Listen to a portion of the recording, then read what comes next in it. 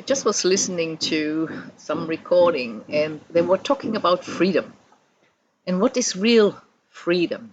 And it was an interview and they were talking like actually many talk like true freedom is freedom from yourself, not having freedom yourself, but freedom from yourself.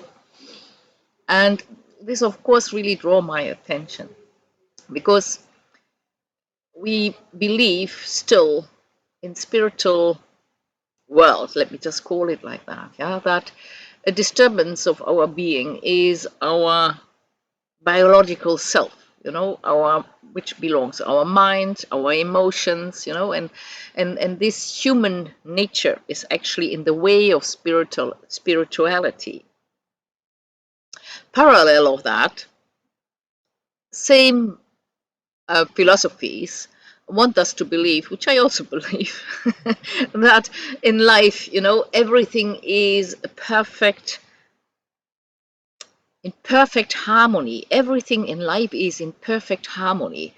Everything in life is meant to be as it is. So that peace and freedom lies in full acceptance of life and in living without resistance to life, which for me, it's really a controversy to think that my biological nature, my human nature, isn't part of life, isn't part of Earth. And to see me as a mistake, my physical body as a mistake, which is holding me back from true spiritual awareness, and and that it makes it hard, no doubt about that one. But true spiritual awareness includes everything and lives with no resistance to anything that happens.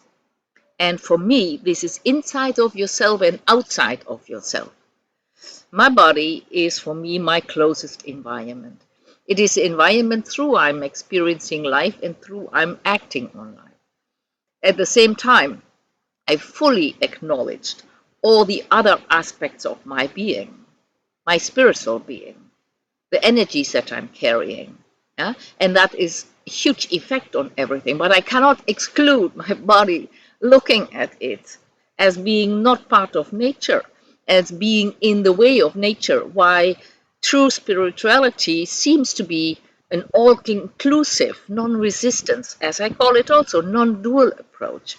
But somehow, spiritual world wants us to believe that our body is not part of that. It's in the way. And when I'm coming from the psychological aspects, yeah, that is where I started off like 30 years ago, understanding the psychic of our nature, like child development and on and on and on. And our egoic mind is simply a set of aspects in us that are directed by the limbic system, by the brainstem, which are both ready and designed in order to secure our survival. It is securing our survival, and it lives in fear of not surviving, and it has its interest of survival. And of course, when you look at development, we are and longing, many of us long for enrichment and not anymore for pure survival and security. And that is a tendency of our development, of our evolution, that we move from pure survival and safety to enrichment. And I see that in us humans as well as being a development that we can just observe.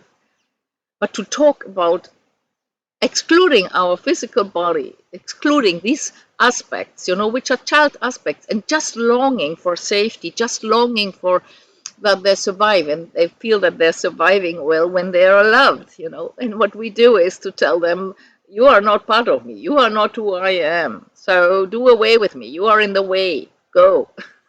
No, sorry. That has nothing to do with spirituality. Spirituality is all inclusive. It does not exclude a single thing of in its existence. And when we have a clear vision and when we are connected deeply, we can see even how beautifully this whole tapestry of life and nature, how it is designed, and it's just fantastic. There is no resistance when you are connected to the higher self, and you see how perfectly everything fits and how needed everything also is. Also the fear. We still are motivated, our physical body is still motivated by fear the most in order to develop. You see that. When are we doing movements? When are we going to move? Of course, when we have to. When our survival is endangered, then we are moving. Uh, at this moment, of course, we are designed in order to finally move towards enrichment by choice and not by have tos. And you cannot move towards enrichment by have to. It's always by choice to live with no resistance to life. And in my view, in how I teach non-dual approach of to transcend the relationship that you have with yourself, is all inclusive. It doesn't exclude the human body, and the true freedom in our being really comes when we include ourselves, towards full acceptance of life and see that we are also part of the bigger picture of life, and that regardless of what happens and regardless of what role we are playing at any given moment in our lives, yeah, if we are already this loving being, that only spreads love vibrations, or we are perhaps anger, we are perhaps shouting, we do other things, it's also part of life. And I love you to see that. And that's true freedom, to trust your nature, that it is part of the full tapestry of life, just like anything else that is happening on earth and beyond. It's perfectly designed, and so are you. And everything is in evolution, and so are you. And to see that bigger picture and to include your physical body, to include your egoic mind into it, to live all inclusive, to live a non dual approach towards life, does not exclude anything. It doesn't exclude your rage, it doesn't exclude the anger of your neighbor, it doesn't exclude being egoistic or narcissistic, it doesn't exclude anything. And in that inclusion, in this complete non-resistance to what is happening inside and outside of you, lies true freedom as a human being. Everything else in my world, yeah, is actually a resistance to life and a resistance to you. And it brings more unsafety towards all those inner aspects of ourselves, all those, we can say stuck. I don't like the word stuck. Yeah, stuck aspects in yourself. I like to call underdeveloped aspects. These are child aspects that are still growing up. They're still growing up, and our spiritual, emotional, social development is taking place from the moment that we are actually already physically grown up. Our body is already degenerating and starts dying with 25. But our social, emotional, and spiritual development goes on till the last day of our life and beyond. So, yes, it's all inclusive. True freedom lies in that awareness and in that acceptance, which includes you, and not thinking that, you can only be free when you deny your human being. No, that's not true. That's not true. True freedom is all inclusive, meaning also rejecting yourself, including rejecting yourself, hating yourself. And this sounds very cruel. Right? It sounds very, but I tell you, there's so many people suffering, and suffering is not needed. Pain is unavoidable, but suffering is not needed because they feel that they don't love themselves enough.